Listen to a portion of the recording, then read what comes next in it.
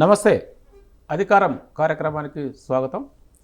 ఈ కార్యక్రమంలో నేటి చర్చా కార్యక్రమం మేమెంతో మాకంతా ఈ నినాదాన్ని మాన్యశ్రీ కాంశీరామ్ గారు తను ఈ నెల మార్చి 10వ తారీఖున ఆయన జన్మదిన సందర్భంగా మేమెంతో మాకంత టైటిల్తోని కార్యక్రమాన్ని తీసుకుంటున్నాం.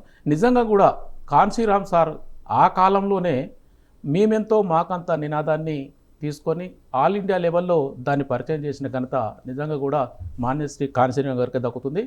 ఆ నినాదం ఈనాడు తెలంగాణలో పురుడు పోసుకుంటుంది. ఎందుకంటే తెలంగాణలో మొట్టమొదటిసారిగా కులగణన చేసి దానిని చట్టసభల్లో రిజర్వేషన్ కొరకు ఉపయోగించుకోవడానికి, స్థానిక సంస్థల్లో రిజర్వేషన్ కొరకు, విద్యా ఉద్యోగాల్లో రిజర్వేషన్స్ కొరకు మేమెంతో మాకంత నినాదంతో ముడిపడి ఉన్నది. కాబట్టి ఈనాడు ఈ చర్చా కార్యక్రమాన్ని తీసుకుందాం. ఈ చర్చా కార్యక్రమంలో పార్టిసిపేట్ చేయడానికి doctor J Purnachandra garu retired IPS officer, AP BSP కోఆర్డినేటర్గా ఉన్నారు. జూమ్ ద్వారా T Chiranjeevi garu retired IAS officer, Telangana BC intellectual forum చైర్మన్గా ఉన్నారు. అలాగే ఇంకో guest G Kiran Kumar garu all India OBC students association ప్రెసిడెంట్గా ఉన్నారు. మొదటిగా మనం పూర్ణచంద్ర గారి నుంచి స్టార్ట్ చేద్దాం. సార్, కాంశీరామ్ గారు మార్చి 10వ తారీఖు జన్మదినం ఉన్నది. జన్మదిన సందర్భంగా ప్రైమ్ 9 వారికి జన్మదిన శుభాకాంక్షలు తెలియజేస్తూ మీరు చెప్పండి, మేమెంతో మాకంత అన్న నినాదాన్ని ఆనాడే సారు తీసుకొని ఈనాడు అది అందరికి ఉపయోగపడే విధంగా సమాజంలో బహుజన సమాజానికి అదెంతో ఉపయోగకరంగా ఉండే నినాదంగా మారింది. ఆ నినాదాన్ని ఈనాడు ఏ వర్గాలు కూడా విస్మరించకుండా మేమెంతో మాకంత అంటూ ముందుకెళ్తున్నాయి. దీని మీద మీరు ఏమంటారు సార్? దాదాపుగా మీరు అన్నట్టుగా 40 సంవత్సరాల క్రితమే సార్ మాన్యశ్రీ కాంశీరామ్ బహుజన్ సమాజ్ పార్టీని స్థాపించారు. ఆయన ఆ రోజునే చెప్పిన విషయం ఏంటంటే, ఎక్కువ జనాభా కలిగినటువంటి కులాలు ఏవైతే ఉన్నాయో అవి పాలిత కులాలుగా ఉండిపోతున్నాయి, తక్కువ జనాభా ఉన్న కులాలు ఈ దేశాన్ని ఏళ్తున్నాయని చెప్పి ఆయన చెప్పి, ఈ ఎక్కువ జనాభా ఉన్న కులాలు ఏవైతే ఉన్నాయో బీసీ, ఎస్సీ, ఎస్టీ, మైనారిటీలు, వీళ్ళకి రాజ్యాధికారం రావాలని చెప్పి ఆయన బహుజన్ సమాజ్ పార్టీని స్థాపించారు. ఆయన అనే ఇంకొక విషయం ఏంటంటే, ఎస్సీ ఎస్టీలకి అంబేద్కర్ పుణ్యం అని చెప్పి మరి అసెంబ్లీల్లో, పార్లమెంట్లో వాళ్ళకి జనాభా దామాష పద్ధతిలో సీట్లు ఉన్నాయి, కానీ బీసీలు ఇంకా వెనకబడి ఉన్నారు. ఈ బీసీలకి రాజ్యాధికారం రావాలంటే మరి వాళ్ళ సంఖ్య కూడా, ఎమ్మెల్యేల సంఖ్య కూడా, ఎంపీల సంఖ్య కూడా మరి అటు పార్లమెంట్లో ఇటు అసెంబ్లీలో పెరగాలనే ఉద్దేశంతోనే ఆయన ఈ బహుజన్ సమాజ్ పార్టీని స్థాపించారు. తర్వాత ఆయన అన్న మాట, ఒక్క మాట ఏంటంటే, భారతదేశ సమస్య బీసీల సమస్య, బీసీల సమస్యే భారతదేశ సమస్య అని చెప్పి ఆయన అన్నారు. అయితే గత 40 సంవత్సరాల్లో మనం ఆంధ్రప్రదేశ్లో కనుక చూసుకున్నట్టయితే మరి అదే సమయంలో ఎన్టీ రామారావు తెలుగుదేశం పార్టీని స్థాపించాడు. ఆయన మరి మద్రాసు ప్రాంతంలో ఉండటంతో డిఎంకే ప్రభావంతో, ద్రావిడ్ పాలిటిక్స్ ప్రభావంతో బీసీల ఓట్లను ఆకట్టుకున్నాడు. మరి తెలుగుదేశం పార్టీ రాజ్యాధికారాన్ని సాధించింది, కానీ బీసీలకి ఏదో కంటి తుడుపు చర్యగా రాజ్యాధికారం దక్కిందని చెప్పచ్చు. నిజమైన అధికారం బీసీలకి దక్కలేదు. సరే, ఎస్సీలకు ముందు నుంచి కూడా ఓట్లను దండుకుంటున్నటువంటి అటు కాంగ్రెస్ కానీ ఇప్పటి వైసీపీ కానీ వాళ్ళకు కూడా నామమాత్రపు రాజ్యాధికారమే ఉంది, కానీ అసలైన రాజ్యాధికారం రాల.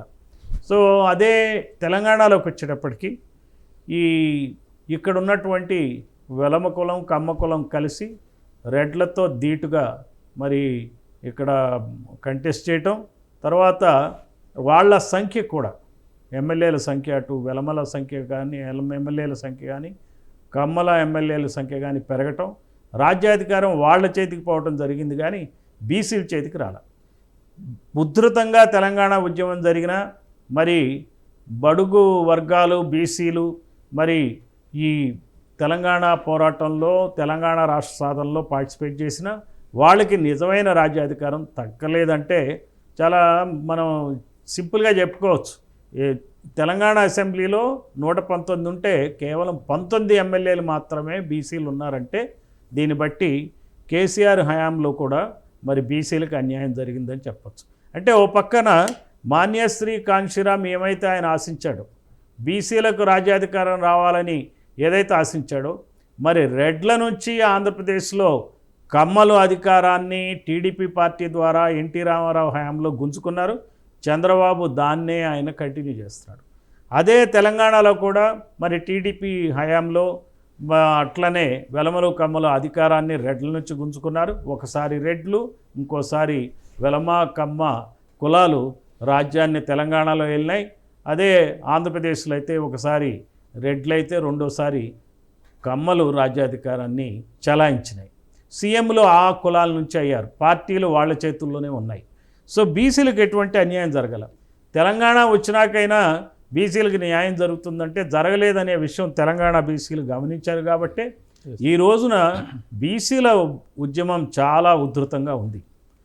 ఏపీలో బహుజన్ సమాజ్ పార్టీ ఆధ్వర్యంలో మరి బీసీ కమిటీ సమన్వయ కమిటీలని ఏర్పాటు చేసి కులగణన డిమాండ్ చేస్తూ మేము ముందుకు సాగటానికి ఉద్యమించడానికి సాగుతున్నాం.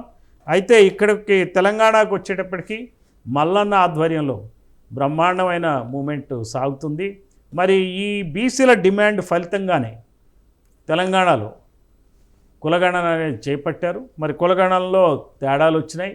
తేడాలు రావడంతో మళ్ళీ రీసర్వే చేశారు. అయితే ఈ కులగణన అనేది మరి ఇప్పుడు రేవంత్ రెడ్డి హయాంలో జరగటమే కాకుండా కేసీఆర్ హయాంలో కూడా 2014లో సమగ్ర కుటుంబ సర్వే అనే పేరు మీద జరిగింది. కులాల లెక్కలు కూడా వచ్చాయి. మరి ఇక్కడ అత్యధికంగా ఉన్న సామాజిక వర్గం బీసీలు అని చెప్పి తేలింది. బీసీల్లో కూడా ముదిరాజులు దాదాపుగా 24 లక్షల మంది ఉన్నారని చెప్పి తేలింది. అత్యధికమైన జనాభా ఉన్న కులం ముదిరాజులు అని చెప్పి తేలింది. మరి ఆ ముదిరాజుల నుంచి ఈ రోజున ఒక్క ఎమ్మెల్యే తప్పిస్తే లేరు. గత 16 ఎన్నికల్లో కూడా తెలంగాణ ముదిరాజుల నుంచి 29 ఎమ్మెల్యేలు మాత్రమే ఉన్నారు. అలాగే ఆంధ్రప్రదేశ్లో కూడా చడీ చప్పుడు చేయకుండా జగన్ హయాంలో కూడా మరి కులగణన ఐపాక్ టీముల ద్వారా చేశారు, వాలంటీర్స్ ద్వారా చేశారు. 2024లో మరి ఆ కులగణన డాక్యుమెంట్ కూడా కొన్ని వివరాలు మా చేతికొచ్చాయి. దాని ఆధారంగా కూడా చూసుకున్నట్టయితే మరి బీసీలు అత్యధికంగా 2,20,00,000 మంది ఉన్నారని తేలుతుంది. అంటే జనాభా వీళ్ళు లెక్కించిన జనాభా 4,26,00,000 అంటే 87% మాత్రమే. అంటే ఇంకా 13% లెక్కించలేకపోయారు ఆంధ్రప్రదేశ్ ప్రభుత్వం 2024లో చేసిన దాన్ని. సో చేసినంత మేరకు 4,26,00,000లో 2,20,00,000 మంది బీసీలు ఉన్నారని తేలింది. అయితే బీసీలు ఎమ్మెల్యేలు ఎంతమంది ఉన్నారా అని చూస్తే కేవలం 498 మాత్రమే మరి ఇంతవరకు ఈ 16 ఎన్నికల్లో స్వాతంత్ర్యం వచ్చిన దగ్గర నుంచి ఎన్నికయ్యారని తెలుస్తుంది. అదే మరి ఇదే కనుక మనం ఇతర వర్గాలను చూసుకుంటే, ఇతర కులాలను కంపేర్ చేసుకుంటే, అంటే నేను ఎక్కువ డీటెయిల్స్లోకి పోవట్లే, మీరు ఆంధ్రప్రదేశ్లోనే ఇందాక చెప్పినట్టుగా ఆంధ్రప్రదేశ్లో అత్యధిక నంబర్ ఉన్న కులం యాదవులు అని తేలింది. 26 లక్షల మంది యాదవులు ఉన్నారు.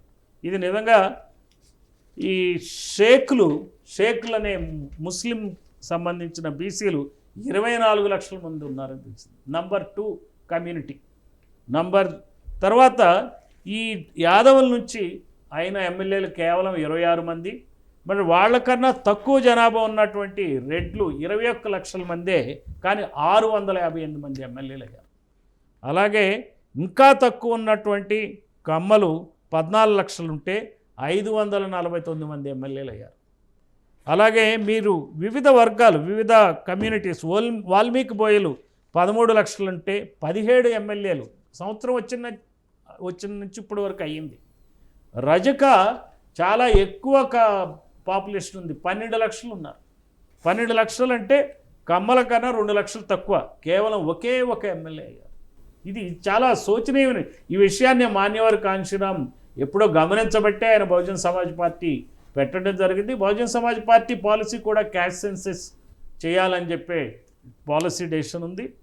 వడ్డెరలు 9.8 లక్షలు ఉన్నారు, అంటే దాదాపుగా 10 లక్షల మంది. కనీసం ఒక్క ఎమ్మెల్యే కూడా లేదు. చూడండి ఇది ఎంత అన్యాయం జరుగుతుందో రాజకీయంగా. మరి గౌడ్లు, శెట్టి బలిజలు కలిపితే దాదాపుగా ఈ కమ్మల కన్నా ఎక్కువ మంది ఉన్నారు, 16 లక్షల మంది ఉన్నారు. 68 మాత్రమే ఎమ్మెల్యేలు అయ్యారు. మరి పద్మశాలీలు 8 లక్షల దాకా ఉన్నారు, 21 ఎమ్మెల్యేలు మాత్రమే అయ్యారు. అలానే ఇంకా విశ్వకర్మలు దాదాపుగా 5-6 లక్షల మంది ఉంటే మరి వాళ్ళకి ఎమ్మెల్యే ఎంతవరకు ఒక్కరే అయ్యారు.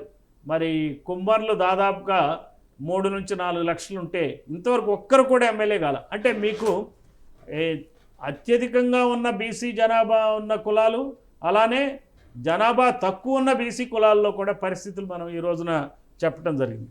ఇదే విధంగా చూసుకుంటే తెలంగాణలో అత్యధికంగా మరి బీసీలు ఈ మన కుటుంబ సర్వేదే, కేసీఆర్ సర్వేదే మనం తీసుకోవాలి.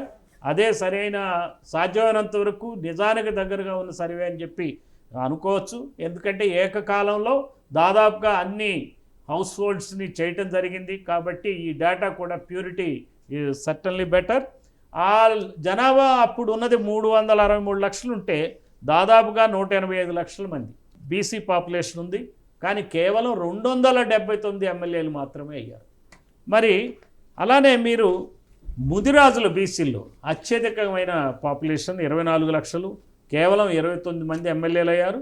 మరి యాదవులు 19 లక్షలు పైగా ఉన్నారు, వాళ్ళు కూడా 29 మంది ఎమ్మెల్యేలు అయ్యారు. మరి గౌడ్లు 15 లక్షలు ఉన్నారు, 54 ఎమ్మెల్యేలు మాత్రమే అయ్యారు. అయితే వీరికన్నా తక్కువ ఉన్నటువంటి రెడ్లు 14 లక్షలు ఉంటే 576 మంది ఎమ్మెల్యేలు అయ్యారు. ఇది చూడండి ఎంత అన్యాయం జరుగుతుందో. అట్లనే మున్నూరు కాపులు 13 లక్షలు ఉన్నారు. అంటే ఈ ఫిగర్స్ కూడా కొంతమంది విభేదించవచ్చు. ఎందుకంటే నేనెందుకు చెప్తున్నా అంటే 3,63,00,000 ఉన్న ప్రపోర్షన్ చెప్తున్నాను ఇక్కడ. ఇప్పుడు మన జనాభా 4 కోట్ల దాటి ఉంటుంది తెలంగాణలో, ఆంధ్రప్రదేశ్లో 5 కోట్ల పైచిలుకు ఉంటుంది. కాబట్టి ఆ లెక్కలు ఏదైతే ఈ 2014లో జరిగిన దాన్ని బట్టి చెప్తున్నాను. 13 లక్షలు మున్నూరు కాపులు ఉంటే మరి 83 మంది, కేవలం 83 మంది ఎమ్మెల్యేలు అయ్యారు. వాళ్ళకన్నా 1 లక్ష ఎక్కువ ఉన్నామని చెప్తున్నారు, 576 మంది అయ్యారు. చూడండి అసలు ఇది ఈ రకంగా ప్రజాస్వామ్యం చాలా అపసవ్యంగా ఉంది. అసమానాలతో కూడినటువంటి ప్రజాస్వామ్యం. అసెంబ్లీలో ప్రజలందరికీ ప్రాతినిధ్యం లేదు, కొన్ని కులాలకే ప్రాతినిధ్యం ఉంది. మనం ప్రాతినిధ్యం లేని వాళ్ళకు కూడా ప్రాతినిధ్యం ఇవ్వాలని చెప్పి డెమోక్రసీ, ఇండియన్ కాన్స్టిట్యూషన్ చెప్తుంది. అది ఎట్లా? మీరు ఆంగ్లో ఇండియన్స్ కూడా ఇచ్చాం, నామినేటెడ్ ఎమ్మెల్యేస్గా మనం ఇవ్వటం జరిగింది. అంటే కాన్స్టిట్యూషన్ రచించినప్పుడు అన్ని వర్గాలకి సమమైనటువంటి ప్రాతినిధ్యం ఉండాలనేటువంటి అంశాన్ని దృష్టిలో పెట్టుకున్నారు. కాబట్టి మనల్ని ఏలినటువంటి బ్రిటిష్ వారికి సంబంధించిన సంతతికి సంబంధించిన ఆంగ్లో ఇండియన్స్ కూడా మరి అసెంబ్లీలో స్థానం ఇస్తే, మరి ఇక్కడ పుట్టి పెరిగిన మూలవాసులకి అసెంబ్లీలో స్థానం లేకపోవటం, మరి ఇది ఏం ప్రజాస్వామ్యం చెప్పండి? ఇది నిజంగా ప్రజాస్వామ్యమేనా? లేకపోతే కులస్వామ్యం కాదంటానికి ఏమన్నా ఉన్నాయా? చెప్పడానికి ఏమైనా కౌంటర్ ఆర్గ్యుమెంట్ ఉందా? మరి ఈ రోజున అవినీతి పరంగా డబ్బులు పంచి ప్రజలను మభ్యపెట్టి మరి ప్రతిసారి సూపర్ 6 అని ఆంధ్రప్రదేశ్లో, మరి 6 గ్యారెంటీలని తెలంగాణలో ప్రజలను మోసగించి ఓట్లు దండుకుని ఈ కులాలే డబ్బులు పంచి మళ్ళీ ఎమ్మెల్యేలు అవుతున్నారు. కాసుకున్న బీఆర్ఎస్ పార్టీ కానీ బీజేపీ పార్టీ కానీ ఇదే పందాలో పోయి మరి ఇక్కడ పనిచేసినట్టు ఎమ్మెల్యేలనే రేపొద్దున గెలుపు గుర్రాలుగా నిలబెట్టి మళ్ళీ ఈ రెడ్లనే, ఈ వెలమల్నే, ఈ కమ్మల్నే పెట్టుకుని రాజ్యాలు స్థాపించాలని చెప్పి పార్టీలు చూస్తున్నాయి. కాబట్టి మీరు ఇంకా కొంచెం ఒక 2 పాయింట్స్ చెప్పి నేను విరమిస్తా. వెలమలు ఈ రాష్ట్రంలో ఉంది. మరి 2014 సెన్సస్ ప్రకారం 102,000 మంది. కానీ ఎమ్మెల్యేలు వాళ్ళు ఇప్పటివరకు అయింది 149 మంది. అంటే 70-80 మందికి ఒక ఎమ్మెల్యే ఉన్నట్లు లెక్క. ఇక్కడ నేను రాజ్యసభ ఎంపీలు లెక్క పెట్టలా, మరి లోక్సభ ఎంపీలు లెక్క పెట్టలేదు, ఎమ్మెల్సీలు లెక్క పెట్టట్లా. మరి జడ్పీ చైర్పర్సన్లు, మేయర్లు, మరి వివిధ రకాలైన కాన్స్టిట్యూషనల్ పోస్టులో ఉన్నటువంటి వెలమల సంగతి నేను చెప్పట్లా, ఓన్లీ ఎమ్మెల్యేల సంగతే చెప్తున్నా. ఈనాటి తెలంగాణ అసెంబ్లీలో 13 మంది ఎమ్మెల్యేలు ఉన్నారు. అంటే 102,000 పాపులేషన్ ఉన్నటువంటి వెలమల్లో మరి 13 మంది ఉన్నారంటే ప్రతి 800 మందికి ఒక ఎమ్మెల్యే ఉన్నట్టేనా కాదా? 8,000 మందికి ఒక ఎమ్మెల్యే ఉన్నట్టు కదా. మరి చూడండి ఇది ఎంత అన్యాయం. కమ్మలు 2.5 లక్షల మంది మాత్రమే ఉన్నారు. ఈ 2.5 లక్షల మంది ఈ రోజున ఈ స్వాతంత్రం వచ్చినప్పటి నుంచి ఇప్పటి వరకు 73 మంది ఎమ్మెల్యేలు అయ్యారు. అసలు ఇది ఏ రకమైనటువంటి ప్రజాస్వామ్యం? ఈ 2.5 లక్షల ఉన్నటువంటి కమ్మలు 73 మంది ఎమ్మెల్యేలు అయితే 5.5 లక్షలు ఉన్నటువంటి కురుమలు కేవలం 4 ఎమ్మెల్యేలు.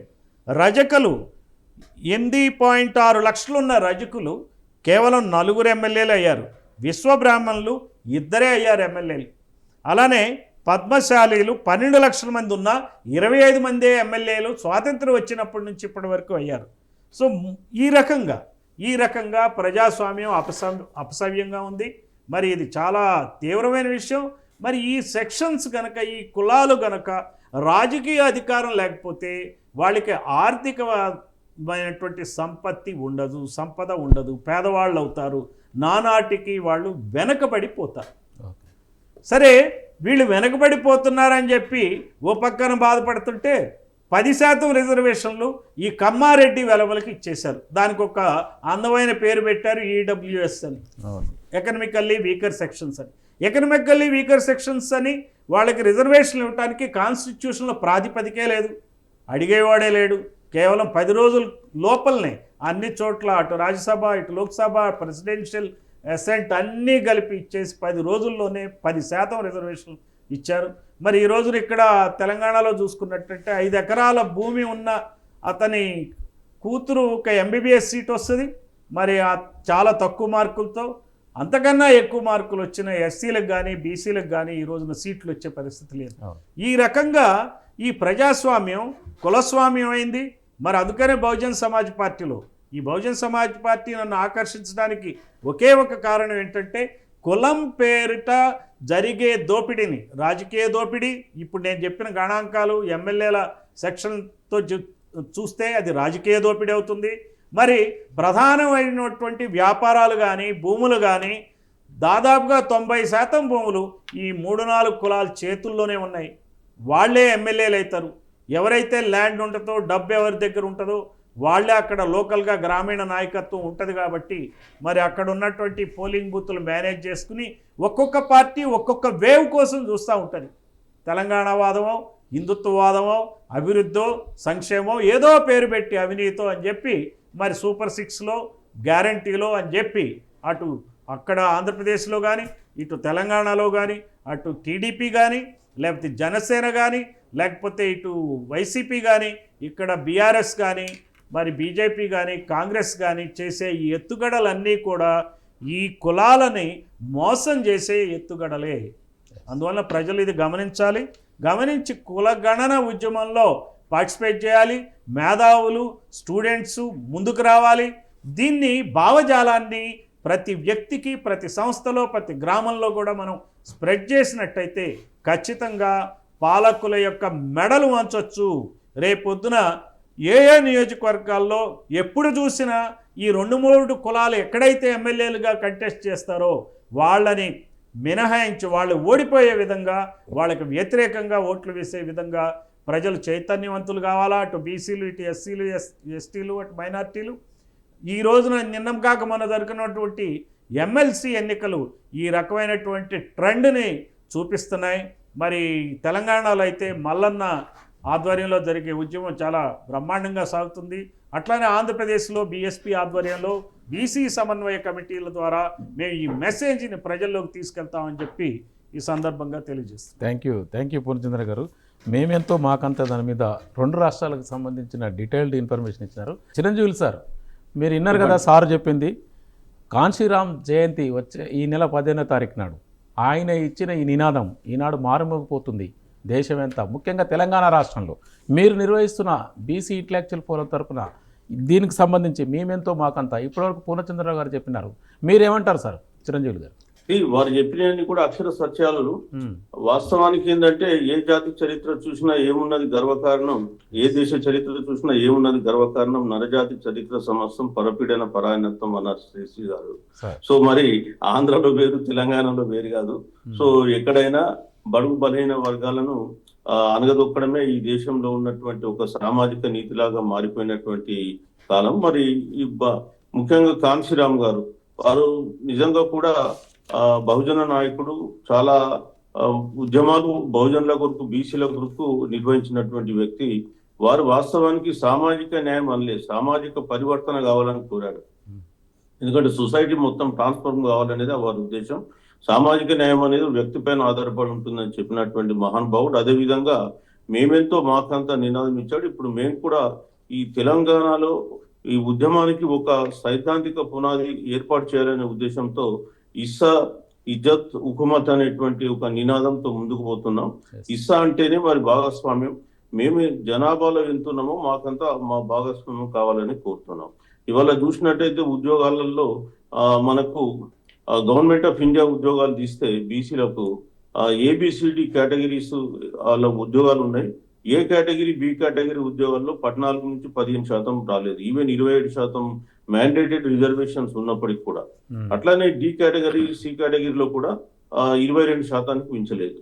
సో మరి ఇది నడుస్తుంది. పేరుకు రిజర్వేషన్లు కల్పించిన ఆ రిజర్వేషన్లను పొందడంలో కూడా మళ్ళీ అనేకమైనటువంటి అవాంతరాలు సృష్టిస్తున్నారు. అట్లనే ఈడబ్ల్యూఎస్ రిజర్వేషన్స్ కూడా ఈ మధ్య వాళ్ళేదో ఇది పావర్టీ ఎరాడికేషన్ ప్రోగ్రామ్ లాగా తీసుకుని రావడం జరిగింది. రిజర్వేషన్లు అనేవి పావర్టీ ఎరాడికేషన్ ప్రోగ్రామ్ కాదు. అది సామాజికంగా విద్యాపరంగా వెనుకబడ్డ వర్గాలు ఎవరైతే ఉన్నారో కొన్ని వేల సంవత్సరాలుగా అనదొక్కబడి ఉన్నారు, వాళ్ళు మిగతా వర్గాలతో సమానంగా రావడానికి కల్పించినటువంటి అవకాశాలు. దాన్ని మిస్ఇంటర్ప్రిటేషన్ చేసేసి ఆర్థిక పరమైనటువంటి రిజర్వేషన్లు కల్పించి వాళ్ళ రిజర్వేషన్లు అంటే ఒక పావర్టీ ఎరాడికేషన్ ఎలివేషన్ ప్రోగ్రామ్ లాగా తయారు చేశారు. ఇకపోతే మేము ఇక్కడ ఇస్సా గురించి మాట్లాడేది ఏంటంటే మేమెంతో మాకంత అనేది ఒక రిజర్వేషన్లు విద్యా ఉద్యోగాలనే కాదు, ఈవెన్ ఆర్థిక రంగంలో కూడా ఇవాళ సంపద ఎవరి చేతిలో కేంద్రీకృతమైంది? ఈ దేశ జన సంపద అంతా కూడా 88% ఈ దేశంలో ఉన్న బిలియనియర్స్ అంతా కూడా అగ్రవర్ణాల వాళ్ళే. సో మరి ఎస్సీ ఎస్టీ తర్వాత బీసీ అందరూ కలుపుకుంటే సుమారు 90% జనాభా కూడా 12% మించి సంపద ఇది ఓన్ చేసుకొని లేదు. సో ఇది ఈ విధంగా సంపదలో కూడా మనకు డిస్క్రిమినేషన్ ఉంది. ఇక రాజకీయంగా ఎంత వెనుకబాటుతనం ఉన్నదంటే ఇంతకుముందే మన సార్ లెక్కలతో చెప్పినాడు. అందుకే మనం సామాజిక వివక్షత, అదేవిధంగా ఆర్థిక దోపిడీ, ఈ రాజకీయ వెనుకబాటుతనం, సో ఇవన్నీ పోవాలంటే మా జనాభా ప్రకారంగా మాకు ఇస్సా కల్పించాల్సిందని చెప్పేసి మేము డిమాండ్ చేస్తున్నాం. ఇవాళ తెలంగాణలో జరుగుతున్న బీసీ వాదానికి ముఖ్యంగా 3 అంశాలు. ఒకటి ఇస్సా, ఇంకోటి ఇజ్జత్, ఆత్మగౌరవం. సో ఆకలితో మనం అలమటించవచ్చు కానీ వివక్షతను మనం భరించలేము. సో ఇవాళ ఆత్మగౌరవం అనేటువంటి నినాదంతో ముందుకు పోవడానికి మరి సైద్ధాంతిక పునాది ఇస్తున్నాం. అట్లనే రాజ్యాధికారం. సో ఈ డెమోక్రసీలో అన్ని సమస్యలకు పరిష్కారం రాజ్యాధికారం. కాబట్టి ఈ ఇస్సా, ఇజ్జత్, హుకుమత్ ఈ 3 కూడా ఈ తెలంగాణ బీసీ ఉద్యమానికి ఒక సైద్ధాంతిక పునాదిలాగా కావాలి. ఎట్లయితే గతంలో తెలంగాణలో నీళ్లు, నిధులు, నియామకాల గురించి మనం పోరాడినాం, అట్లనే మనకు కొమరం భీం గారు జల్ జంగల్ జమీన్ అన్నారు. అదేవిధంగా మన సాయుధ రైతాంగ పోరాటంలో కూడా మనం భూమి భుక్తి విముక్తి అన్నాం. సో ఈ సైద్ధాంతిక పునాది కొరకే ఇక్కడ ఇప్పుడు కష్టపడడం జరుగుతుంది. సో మరి తెలంగాణలో ఈ మధ్య జరిగిన ఎమ్మెల్సీ గురించి కూడా వాళ్ళు చెప్పడం జరిగింది.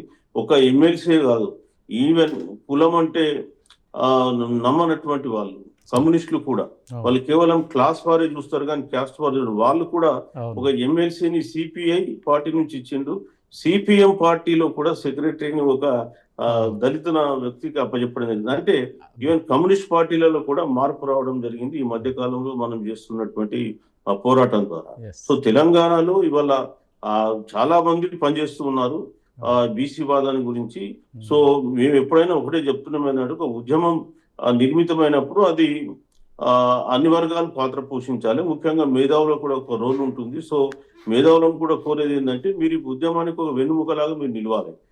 మేధావులు అనే వాళ్ళు యాక్షన్ అంటే knowledge is not accompanied by action is futile అన్నారు వివేకానంద. అంటే మనకు నాలెడ్జ్ ఉండగానే లాభం లేదు, అది ఒక యాక్షన్ రూపంలోకి ట్రాన్స్లేట్ కావాలని అంటారు. సో మరి ఇవాళ చాలా మంది మేధావులు ఇక్కడ ఉన్నారు తెలంగాణ లేఖ గారు, కానీ వాళ్ళు ఎవరు కూడా యాక్టివ్ గా పార్టిసిపేట్ అయ్యలేదు. అదే తెలంగాణ ఉద్యమం కావచ్చు, లేదా అంతకుముందు జరిగిన సాయుధ పోరాటం కావచ్చు, మావోయిస్టు ఉద్యమాలలో బ్రహ్మాండంగా పార్టిసిపేట్ అయినారు. సో మేము కోరేది ఏంటంటే బీసీ మేధావులు మీరు ముందుకు రండి, ఈ ఉద్యమానికి ఒక వెన్నుముకై నిలబడండి. సో మరి ప్రజలను ముందుకు నడిపించండి అని చెప్పేసి మేము కోరుతూ ఉన్నాం. సో మరి ఈ తెలంగాణలో బీసీ వాదం సక్సెస్ కావాలంటే 100% మేధావులు ఇందులో పార్టిసిపేట్ చేయాల్సిన అవసరం ఉంది. ఒక ఫ్రెంచ్ రివల్యూషన్ ఉందనుకో, ఒక ఫ్రెంచ్ రివల్యూషన్ కు ఒక రూసో కావచ్చు, అదే విధంగా ఇంకా చాలా మంది పెద్దలు పనిచేశారు. అట్లనే భారతదేశంలో కూడా మనకు రవీంద్రనాథ్ ఠాగూర్ ఉండొచ్చు, వివేకానంద ఉన్నాడు, ఇట్లాంటి వాళ్ళందరూ మేల్కొల్పారు జాతిని. సో మరి తెలంగాణ ఉద్యమంలో కూడా చాలా మంది దాశరథి లాంటి కవులు ఉన్నారు. సో ఈ రోజు కూడా మనకు అట్లాంటి సాహిత్యము, అట్లాంటి ఇంటెలిజెంట్ పీపుల్ మనకు రావాల్సి ఉంటుంది. సో అప్పుడు కానీ తెలంగాణ ఉద్యమం ఇంకా గ్రామాన గడప గడపకు అంటే మన బీసీ వాదం వెళ్తుంది. వాళ్ళ జనాభాలో మనం 61% ఉండి మనం ఎన్నుకున్నటువంటి ప్రజాప్రతినిధులు వేరే వాళ్ళు అయి ఉన్నప్పుడు మనం ఏ విధంగా న్యాయం ఎక్స్పెక్ట్ చేస్తాం? మనం ఏదేమో గడ్డేమో దున్నపోతుకు పెడుతున్నాం, పాలేమో గేదెకు రమ్మని తీసుకుంటున్నాం. ఎక్కడి నుంచి వస్తాయి?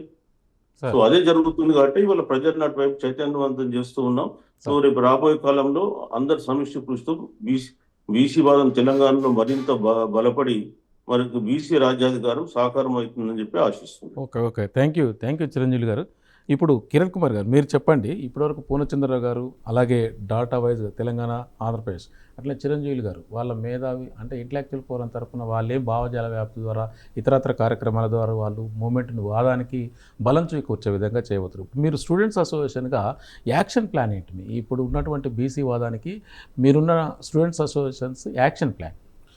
ఇప్పుడు మనం హిస్టారికల్గా చూసుకున్నట్లయితే సార్, ఇప్పుడు మండల ఉద్యమంలో కూడా ముఖ్యంగా పాల్గొన్నది యువత, విద్యార్థులు. ఎందుకంటే రిజర్వేషన్ రిలేటెడ్ ఆస్పెక్ట్స్ మీద ఆ మండల ఉద్యమం తర్వాత అనేకమైన పార్టీలు ఇంక్లూడింగ్ బీఎస్పీ పార్టీ మండల ఉద్యమాన్ని మండల కమిషన్ రిపోర్ట్ని కాంశీరామ్ గారు మండల్ రిపోర్ట్ని ఇంప్లిమెంట్ చేయాలని చెప్పిన తర్వాత, అలాగే ఆ తర్వాత ఆర్జేడీ కానివ్వండి, జేడీయూ కానివ్వండి, జేడీఎస్ కానివ్వండి, ఇలాంటి అన్ని జనతా దళ్ నుంచి వచ్చిన పార్టీలు కానివ్వండి, ఇవన్నీ కూడా పార్టీలన్నీ కూడా విద్యార్థి దశలో నుంచే ఉన్న యువత నుంచి వచ్చిన యువత నుంచి వచ్చిన ఉద్యమాల్లో నుంచి పుట్టుకొచ్చిన రాజకీయ విప్లవమే మండల్ కమిషన్.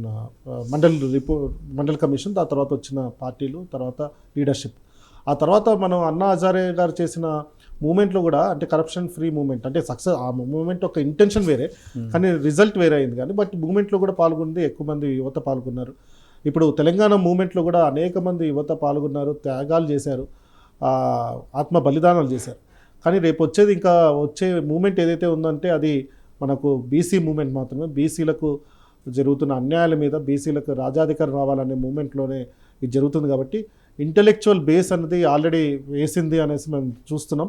ఒక ఐడియాలజికల్ సపోర్ట్ అన్నది బీసీ ఇంటలెక్చువల్ ఫోరం నుంచి సారు చిరంజీవి గారు సార్ లాంటి వాళ్ళు రిటైర్డ్ ఐఏఎస్ అయినా కూడా ఉద్యమం కోసం ఆయన అనేక త్యాగాలు చేస్తూ పొద్దునుంచి రాత్రి దాకా డేటాను తీసుకొని వచ్చి బుక్స్ రూపంలో స్టూడెంట్స్కి, యూత్కి, అలాగే ఇంటలెక్చువల్స్కి కనెక్ట్ చేస్తున్నారు. అలాగే పూర్ణచంద్రరావు గారు ఆయన కూడా ఒక పిహెచ్డి రీసెర్చ్ స్కాలర్ లెక్కనే ఒక 5-6 రీసెర్చ్ స్కాలర్లు చేసే వర్క్ని ఆయన తీసుకుని వచ్చి మా ముందు విద్యార్థుల ముందు, యువత ముందు మన లీడర్షిప్ సమిట్లో కూడా సార్ ప్రజెంట్ చేశారు. చాలా మంది అడుగుతున్నారు ఆ డేటా గురించి. సార్ బుక్ ప్రొవైడ్ చేశారు. సో మొత్తం బేస్ అయితే మొత్తం ఉంది స్టూడెంట్స్కి. రేపొద్దున స్టూడెంట్స్ డిఫరెంట్ లెవెల్స్లో మేము ఈ ఉద్యమాన్ని ముందుకు తీసుకుని వెళ్ళాలని అనుకుంటున్నాం. ఆల్రెడీ స్టేట్ లెవెల్ మీటింగ్స్ అయ్యాయి, యూనివర్సిటీ లెవెల్ మీటింగ్స్ కండక్ట్ చేసుకోబోతున్నాం. అక్కడ ఫస్ట్ ఇంటెలెక్చువల్ డిబేట్స్ని మొదలు పెడదాం అనుకుంటున్నాం.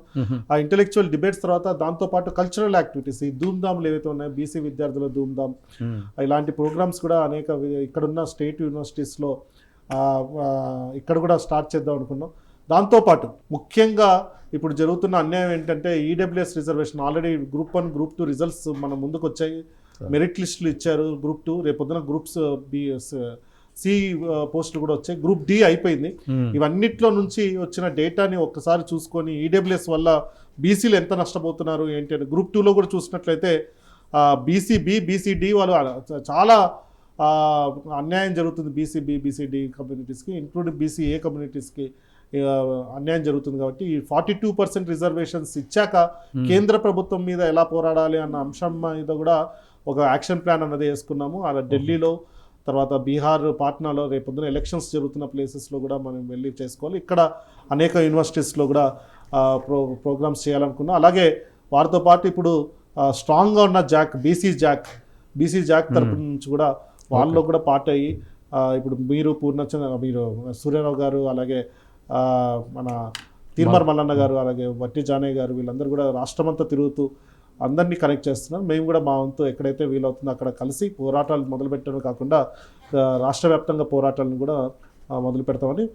గుణాత్మకమైన మార్పులు తీసుకురావడానికి మా వంతు all India OBC students association తరపు నుంచి మా వంతు పాత్ర కూడా ఉంటుందని తెలియజేస్తున్నాం. Okay, thank you Kiran Kumar. ఫైనల్గా కన్క్లూజన్ పూర్ణచంద్ర గారు మీరు చెప్పండి.